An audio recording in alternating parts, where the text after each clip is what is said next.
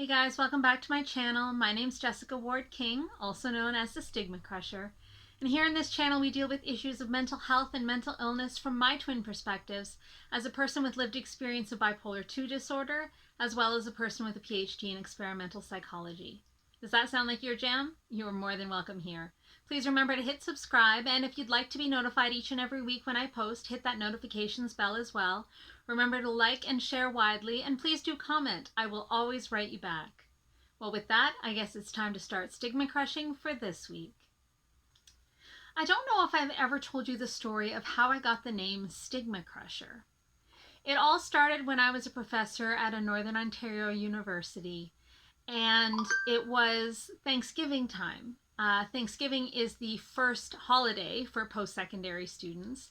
The first time that first years get to go back home and tell all their friends what university was like for them. The first time everybody piles into somebody's mother's car and goes home to somebody's mother's cooking for the holidays. And particularly in this university, it was a small knit community, and everybody seemingly went off campus for the holiday. Now, this particular year, we all went, we ate our fill, we saw our families, we had a wonderful time. It was pre-COVID, so there was lots of togetherness. And when we came back on the Tuesday, because here in Canada, our Thanksgiving is always on a Monday, and we come back on the Tuesday, and we noticed that there were search and rescue helicopters over the lake. Now, this wasn't that unusual, given that there was a search and rescue depot nearby, and sometimes they did some, exercises over the lake. And so nobody thought anything of it until it became clear that they were looking for a body in the lake. And one of the students was missed. One of the students did not pile into somebody's car and go home to somebody's mother's cooking. One of the students stayed on campus, and he walked into that lake in Northern Ontario in October, and he did not walk out again. And this was a third-year student. He was going to get his degree. He wasn't, top marks or anything, but he was going to get his degree. He was on the basketball team. Third string, I think. Don't know if he ever played a game or not, but he was at least one of the boys. He was the bouncer at the local pub, so he knew all of the students' names and birth dates by heart, and all of the students knew him by sight, if nothing else. They all lived in residence, well, at least for the most part, and so everybody thought that they knew how everybody else was doing. Except when it became clear that one of their own had died by suicide. And I was young and funky then. I had colorful hair and lots of piercings, and the students started to tell me how difficult it was for them and how they felt like they were the only ones that were struggling, and how they were struggling so hard but didn't feel like they could tell anyone. They didn't want to appear weak. They didn't want to look like they couldn't handle it. And student upon student came trudging into my office that day and in the couple of days that followed, until the director of the college put out an edict. Out of respect for the student and the student's family, no one shall talk about suicide. The student died by drowning, period. And I watched collectively as the students' mouths clamped shut. They got the message loud and clear. The stigma of this institution, of this post-secondary educational institution, was on full alert. It was not acceptable, they got the message, to talk about mental illness. It was not acceptable to talk about how they were struggling, about how they didn't know if they could make it, about how the suicide made them feel. It wasn't acceptable. And when I saw those students completely cut off at the knees, unable to any longer talk about what was troubling them, that's when I snapped. You see, I'd been living with mental illness for nearly 20 years at that point, and I had been so highly self-stigmatized, no one could know that I was struggling, no one, because I believed that to talk about my struggles would show off my weakness. You see, I knew the weakness was there. I knew that I was broken, that I was damaged goods. I knew that I had to try harder than anybody else just to get to the same level. I knew that I could never show the weakness because I would lose the career that I loved so much. I would lose friends. I might even lose family members. And no one could know that I was struggling. And so, in terms of trying to get the time off to go to the psychiatrist, the psychologist, the therapist, the take my sick days, take the days that I just couldn't even drag myself out of bed, those days when the side effects from my medication were so bad that I wasn't able to go to work, all of that time I was trying to take, and I know I've talked about this before on this channel, but I was trying to take it without my manager knowing what was going on. I know that my performance reviews often queried why I took so much time off, and yet I managed to get everything done because I drove myself so hard, knowing that I had to do twice the amount of work just to reach the regular level of functioning from everybody else. And so that was my situation, and I saw it imposed upon these students, and that is when I snapped. And I began a campaign at the university that was called "Where's Your Head?" And all of the posters showed a picture of a guy that was bent down so far that he was bent over and his head was up his, you're right, yes, up his butt. And this campaign featured speakers from the community on mental health. It featured the launch of a campaign for peer support at the university. And it was those students that named me the StigmaCrusher because I started talking about my mental illness and my struggles with stigma at that time. It was the first time I'd ever told anyone, and I ended up telling a room full of my colleagues and my students.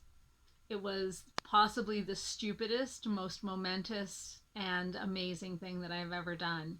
That very first time telling my story, I was a ball of nerves. My hands were so sweaty, I was shaking. I felt like I was going to be sick.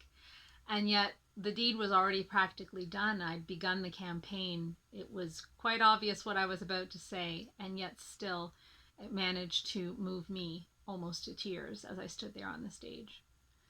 And that is how I got the name StigmaCrusher. Ever since then, I have tried to fight stigma of mental illness and stigma against mental health with every fiber of my being. I post on Twitter, I post on TikTok, I post obviously here on YouTube, on my Facebook, on my LinkedIn, anybody that will listen to me. I'm at part of the Federal Speakers Bureau on Mental Health within the federal government where I work. So I speak widely on mental health and mental illness there. I speak in the community. Literally, anybody that will listen to me, I will speak on this topic to. I've actually even changed my research interests. When I did my PhD, I was studying children with autism and their musical abilities, but now my research and my academic interest lies in mental health and mental illness stigma. It has really been a life-changing opportunity for me. That all started with the absolutely tragic loss of life of that one young man at the university where I was teaching. The most tragic of circumstances can still have a positive outcome. And that was really something that was important for me, that something good came out of something so terrible and horrible. So that's how I became the StigmaCrusher. And I remind myself every day that I have to fight my own self-stigma and the stigma that I see in the world. Sometimes that means calling it out when I see it at work or when I'm at play and people are, using euphemisms for mental illness that are not appropriate. Or, for example, here's one that comes up all the time, drinking the Kool-Aid. Well, that comes from a mass suicide, which is probably not what you're meaning when you're trying to use that euphemism or that metaphor.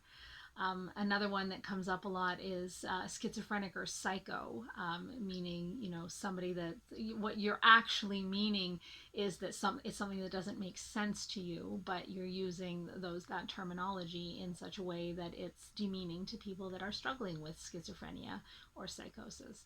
So sometimes it's taking those instances in life and turning them into a learning moment. Sometimes it's fighting institutional stigma wherever I see it, or more often, like I say, every single day, fighting my own self-stigma. Being the stigma crusher does not mean that I don't have stigma, that I don't buy into stigma, that I don't sometimes slip up and use stigmatizing language. I absolutely do. My self-stigma, especially when I'm not well, like I haven't been for the past couple of years, is at an all-time high, telling me that I am useless, that I am a suck on the system, that I'm not lovable, that I'm not worthy, that I'm not a good employee, that you shouldn't count on me, you never know when I might crack. All of those things that stigma tells us, it resides in my brain and tells me every day, and every day I have to say, no, stigma crusher, crush the stigma in your own head. And so I am not always successful. I'm not gonna lie, but it's kind of like recovery, where recovery is a process that you never actually get to an end point. It's the same thing with crushing stigma. And so what would I recommend then from this life experience of becoming the stigma crusher and living as a stigma crusher? What would I recommend to other people who are wanting to crush stigma? Speak up. It can be really difficult to speak up when you see people using stigmatizing language or expressing stigmatizing ideas. But the more often that you do it, the easier it becomes, I promise. And it feels amazing when you're able to enter into a respectful dialogue with somebody about the language that they're using or about the metaphors that they're using, and really be able to have that dialogue and open someone's eyes about the way that they're expressing themselves and how it makes other people around them feel. Because of course, 1 in 4 of us struggles with mental illness ourselves, but 4 in 4 of us love someone with mental illness, and more than one person, in fact, with mental illness. And so it really does affect us all, in the language that we use and the metaphors that we use and the way that we think about mental health and mental illness really does affect each and every one of us on a daily basis, regularly. The gags that we see in television and in movies, just the themes that are played out, sometimes really, really well, but sometimes in a really stigmatizing way, those things affect our culture and affect the way that we think about mental health and mental illness. You may find it at Halloween, for example, that it's a common theme to have, people in straitjackets, people from the psych ward, and thinking that's an appropriate costume or an appropriate theme for a party. And entering into dialogue with folks that are thinking that is a really appropriate way of expressing themselves. Perhaps they're using it as a way, like I sometimes do, to reclaim their power over their own illness or over their own circumstances. And maybe that dialogue is going to reveal that. Or maybe they just don't know. They're not aware that that's harmful, and you could really help open their eyes. So do talk about it. If you don't want to be super open about your own circumstances, which isn't for everybody, let's face it, and it is your own private life. I don't recommend that everybody go out and bare their soul and tell their whole story like I do. That's not appropriate for everybody. But make sure that you are stigma crushing your own thoughts, your own mind. Make sure that self-stigma is being challenged. That's something you can do for yourself as well as for the people who love you. Is just, crushing the stigma in your own mind and in your own life.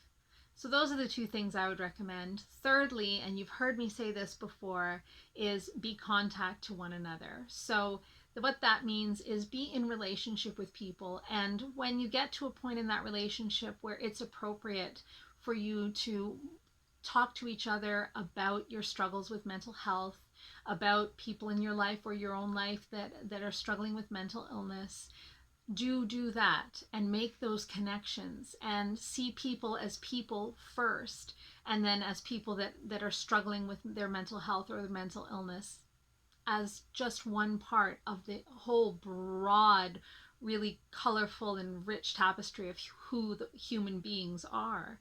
Our mental illness does not define us. It may affect every part of our life, but it does not define us. And so being contact to one another and really encouraging people in your life to be able to talk about their experiences with mental health is a very healthy and a very destigmatizing thing to do. We know that contact is the best way to challenge mental health stigma.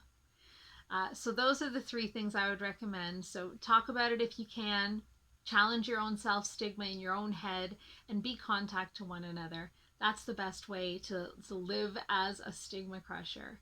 And if you are looking to talk about your experiences more widely, do research ways that you can do that as well. Maybe you want to write, maybe you want to post blogs, maybe you want to participate in a blog program like at the Mental Health Commission of Canada. You'll see a blog of mine will be coming out very shortly that I wrote for the Mental Health Commission. You can also blog on a variety of different sites, including the Mighty, and even in HuffPost, they have a section there for folks to blog. So, you can write about it, you can talk about it in your community. There really are a variety of ways to talk about and crush the stigma overtly and in your own life. Well, I hope that my story today helps you to understand where I get my name from and maybe inspires you a little bit to do your own stigma crushing. If you are doing any stigma crushing in your community, let us all know in the comments down below. And if you want any advice or if you have any questions, please let me know in the comments down below as well. I will always answer you. Take care, everyone, and have a great week. Bye. StigmaCrusher.